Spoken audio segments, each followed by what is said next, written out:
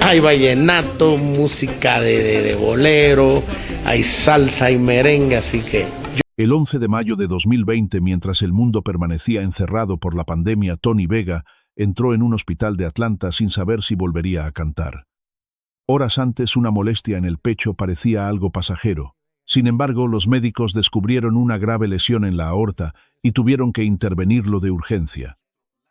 Afuera, no había aplausos, ni orquesta, ni público. Solo un silencio extraño para un hombre que había dedicado su vida a llenar salones con salsa.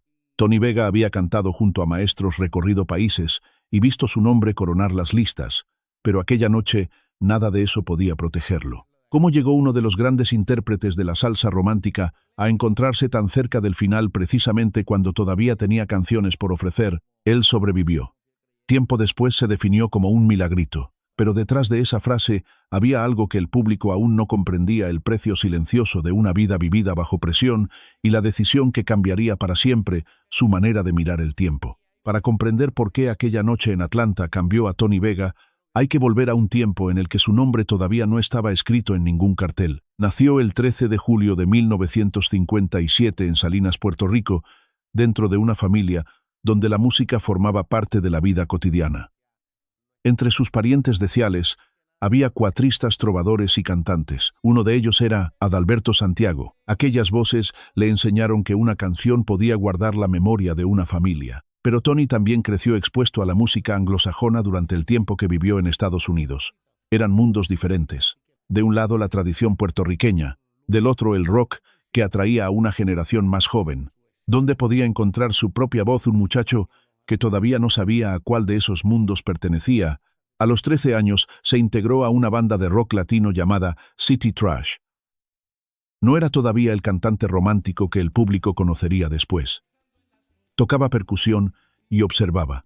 Aprendía a seguir el ritmo, a escuchar a los demás y a esperar su momento. El escenario comenzó a convertirse en el lugar donde podía ordenar todo aquello que llevaba dentro, aunque nadie le había prometido que algún día sería aceptado. Poco a poco, la música afroantillana terminó por reclamarlo. El fraseo de Ismael Rivera, la fuerza de Cortijo y la disciplina de El Gran Combo le mostraron un camino más cercano a sus raíces. Durante los años 70 dio sus primeros pasos profesionales con Rafi Levitt y La Selecta.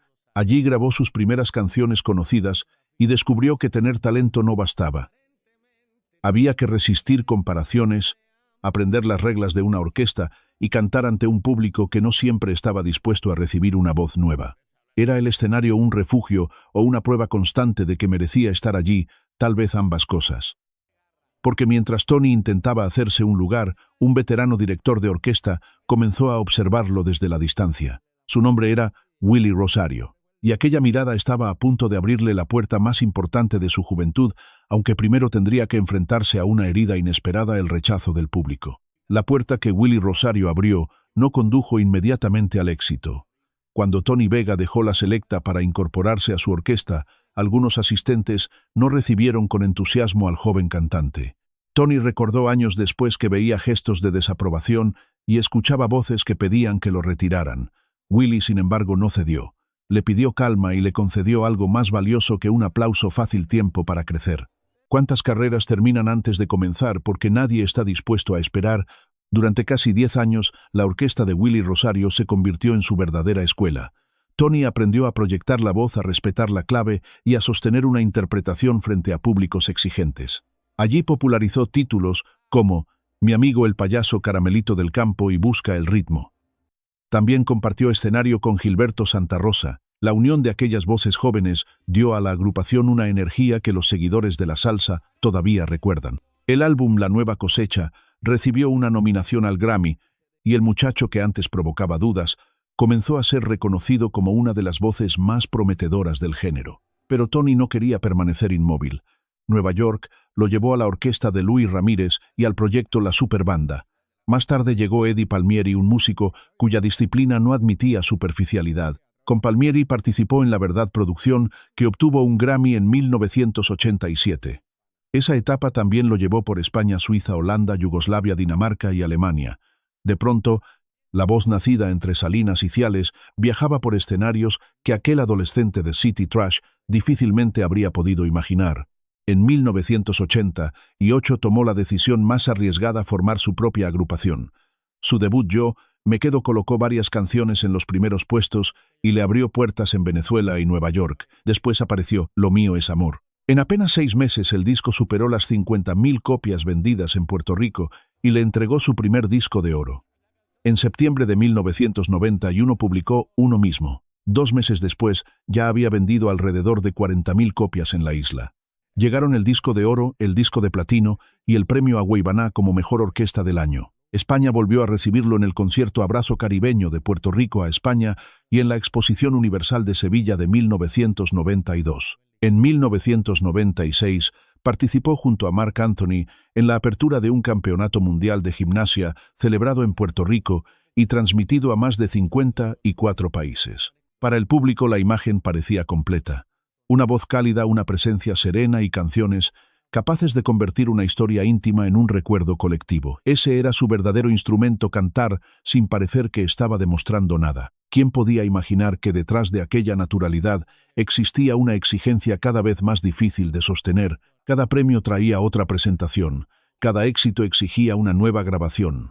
La industria celebraba al artista que nunca se detenía, mientras el hombre aprendía a considerar normal el cansancio. Tony sonreía, viajaba y seguía cantando.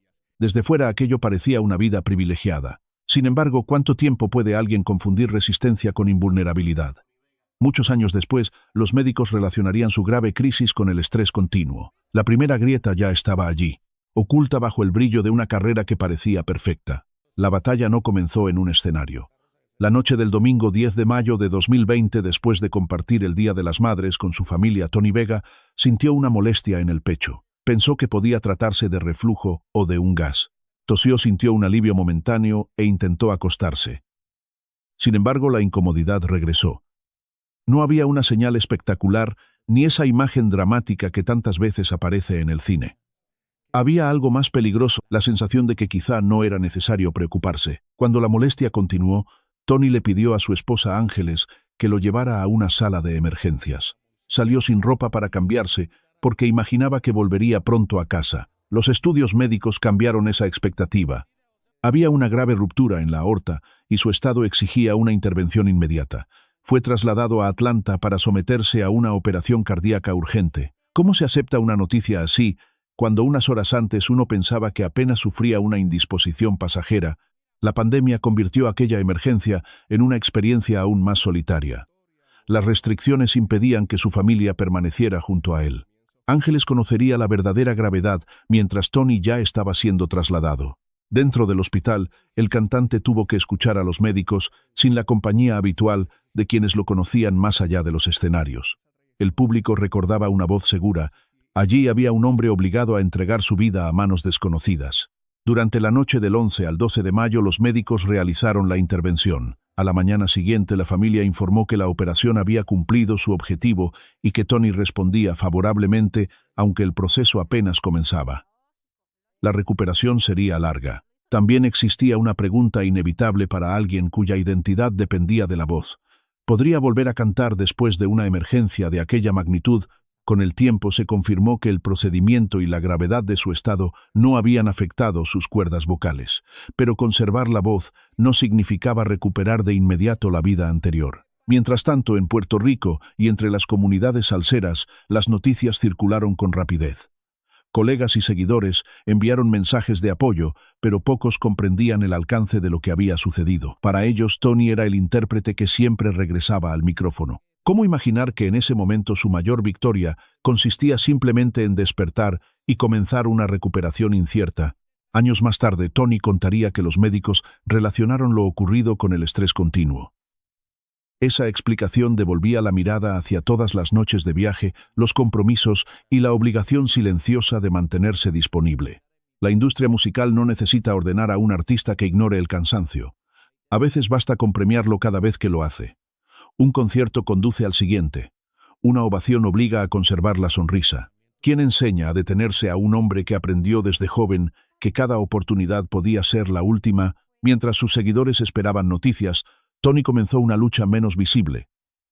Tenía que recuperar fuerzas y aceptar que resistir no era lo mismo que ser invulnerable. El cantante que había cruzado continentes debía aprender a medir sus días de otra manera. Sobrevivió, pero la vida que lo esperaba ya no podía ser una copia exacta de la anterior. La verdadera pregunta dejó de ser si volvería al escenario. Era otra: ¿qué haría Tony Vega con una segunda oportunidad que casi nadie recibe? La decisión de Tony Vega no llegó acompañada de una declaración grandiosa.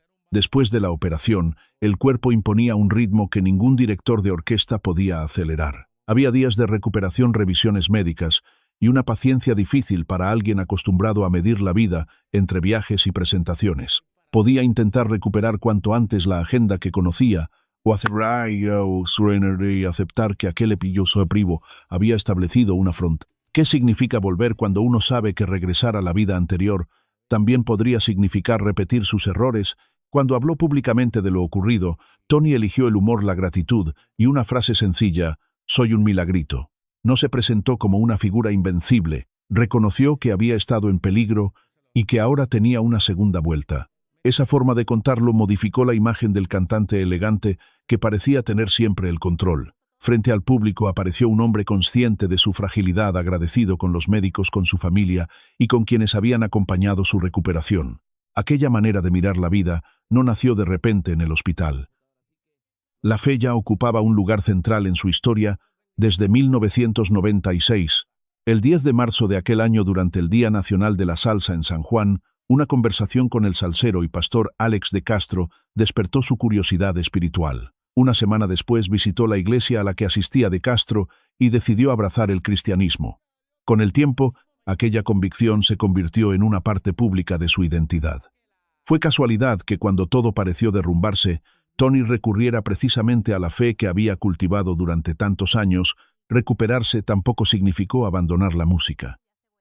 En febrero de 2021, presentó el concierto virtual íntimo grabado después de la emergencia y construido alrededor de 11 canciones conocidas de su repertorio. El formato era diferente.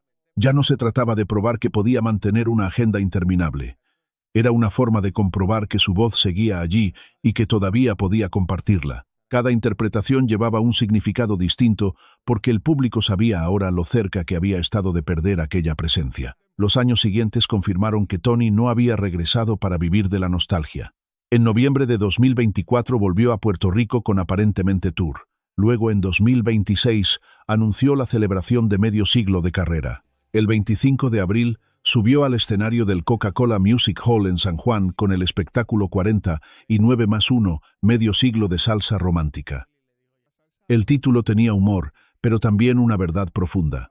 50 años después de sus primeras experiencias profesionales, Tony podía mirar hacia atrás sin fingir que el camino había sido perfecto. Había conocido el rechazo, la disciplina, los premios, el agotamiento y una recuperación que cambió su escala de valores. ¿Dónde estaba entonces su verdadera grandeza? Tal vez no en los discos de oro ni en los escenarios internacionales, sino en la manera de regresar sin negar su vulnerabilidad. Tony Vega eligió continuar, pero ya no como aquel joven que necesitaba demostrar que merecía un lugar. Regresó como un hombre que entendía el valor de cada día concedido. A los 69 años, su historia sigue abierta. Su acto definitivo no fue despedirse de la música.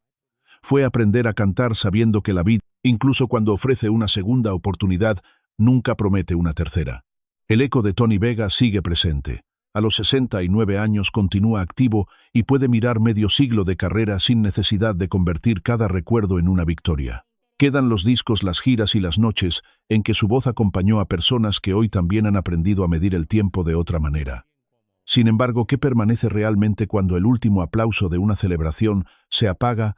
Permanece la historia de aquel joven que soportó el rechazo y encontró en Willy Rosario a un maestro dispuesto a esperar. Permanece el artista que trabajó con Eddie Palmieri, cruzó el Atlántico y construyó una carrera propia cuando hacerlo significaba arriesgar todo lo conseguido. También permanece el hombre que entró en un hospital pensando que regresaría pronto a casa y terminó comprendiendo que ninguna trayectoria convierte a una persona en invulnerable. Quizá esa sea la lección más incómoda de su viaje. El público suele amar a los artistas cuando parecen incansables. Pedimos otra canción, otra gira y otra aparición, mientras rara vez preguntamos cuánto esfuerzo exige mantener esa imagen. ¿Cuántas veces confundimos profesionalismo con la obligación de soportarlo todo? ¿Cuántas señales pueden ocultarse detrás de una sonrisa ensayada antes de que el cuerpo obligue a detenerse? Tony sobrevivió y decidió continuar.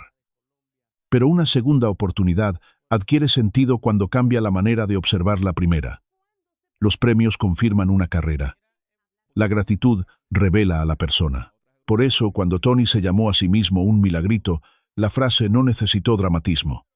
Contenía la conciencia de alguien que había vuelto con la voz intacta, aunque con una relación diferente con el tiempo. Ahora la pregunta nos corresponde a nosotros. Cuando observamos a un ídolo, ¿vemos únicamente al personaje que aparece bajo las luces, o somos capaces de reconocer al ser humano que regresa a casa después del espectáculo? Tal vez el verdadero homenaje consista en escuchar sus canciones sin exigirle que sea eterno. Si la música de Tony Vega acompañó algún momento importante de tu vida, puedes compartir ese recuerdo en los comentarios. Suscríbete al canal y activa la campana para acompañarnos en las próximas historias de las grandes figuras de la música latina. Gracias por permanecer hasta el final. Nos encontraremos nuevamente en el próximo relato, allí donde termina el escenario y comienza la verdad del ser humano.